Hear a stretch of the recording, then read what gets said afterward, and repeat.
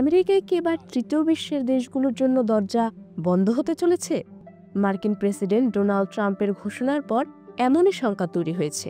Washington ডিসিতে 2 national guard সদস্যকে গুলিবিদ্ধ করার ঘটনার পর তৃতীয় বিশ্বের দেশগুলো থেকে অভিবাসন স্থায়ীভাবে বন্ধ করার ঘোষণা দিয়েছেন ট্রাম্প।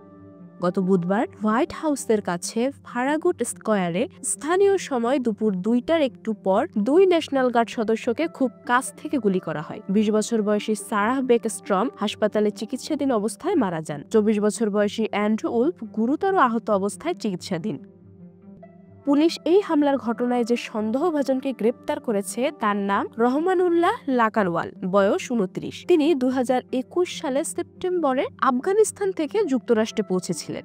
ভারতীয় সংবাদ মাধ্যম এনডিটিভির খবর অনুযায়ী ট্রাম্প তার সামাজিক যোগাযোগ মাধ্যম ট্রুথ সোশ্যালে লিখেছেন, আমি তৃতীয় বিশ্বের সব দেশ থেকে অভিবাসন স্থায়ীভাবে স্থগিত রাখব। বাইডেনের সই করা অবৈধ প্রবেশ বাতিল করব। তিনি আরও বলেন, যারা আমেরিকাকে ভালোবাসতে অক্ষম বা যুক্তরাষ্ট্রের জন্য কোনো সম্পদ নয় তাদের দেশ থেকে বের করে দেওয়া হবে। এমনকি অভিবাসীদের জন্য সব ফেডারেল সুবিধা ও ভর্তুকি বন্ধ করার কথাও বলেছেন তিনি।